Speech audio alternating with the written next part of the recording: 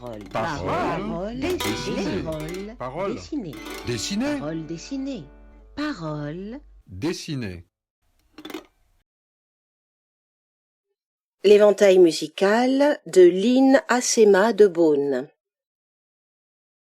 Cabourg, août 1914. À l'entrée du restaurant du Grand Hôtel, on les voit alignés d'une seule pièce, comme des notes sur une portée. Des blanches posées là, arrêtées. Figure note, monumentale, muette pour l'instant avec l'air si gémissant qu'on peut se demander quelle musique elle pourrait jouer.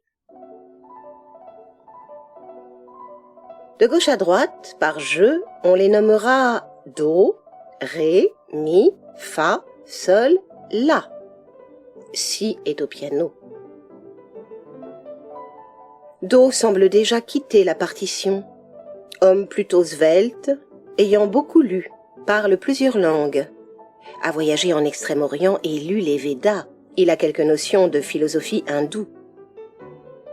Maintenant, il est ici, au soleil couchant, dans l'entrée du restaurant qui surplombe la verdoyante vallée aux jonquilles, habillé en cette saison d'un beau vert été. La journée a été belle. Demain, le temps sera délicieux. Les nuages lumineux changent de forme pendant qu'il les regarde. On le sait guère heureux, il a eu un grand malheur dans sa vie, en fait mystère cependant. Il n'est pas de ceux qui pleurent, il sait transformer le mal en bien, affirme-t-il souvent à ses amis qui voudraient le consoler. Ré, sans prestance et plutôt pesant, est toujours parfumé avec raffinement. C'est à souligner, mais on profite peu des bonnes fragrances qui l'enveloppent. On préfère l'éviter tant il est pénible à écouter. Érudit et intelligent, certes. Les préjugés de naissance et surtout le cléricalisme l'aveugle. Mi. Artiste peintre se pense doué pour son art comme d'autres pour découper un bœuf ou vernir une commode au vernis martin ou chercher de l'or en Ariège ou imiter le cri du hibou, etc.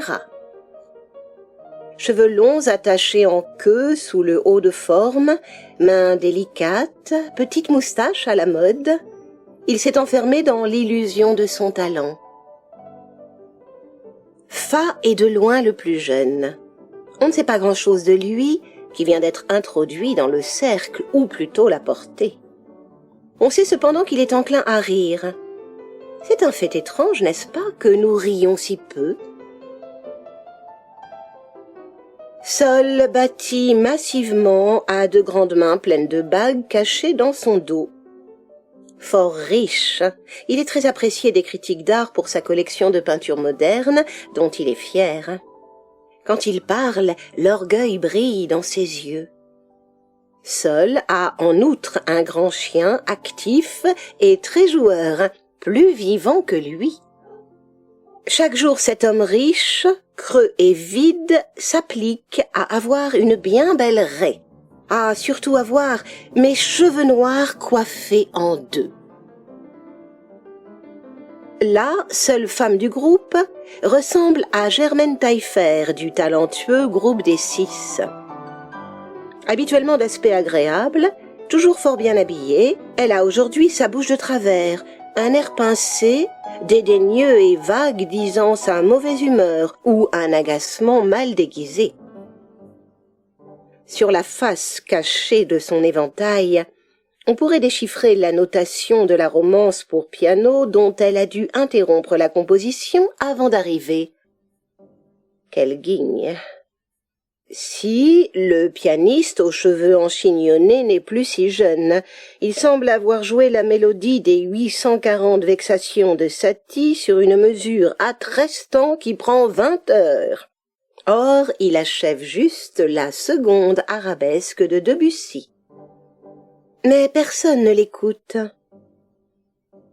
On aurait préféré entendre du Ravel, ou mieux les fameuses petites notes bleues qui obséderont Proust toute sa vie. Dans l'instant, la portée s'égayerait sur l'andante de la sonate de Vinteuil. Ce serait l'heure bleue.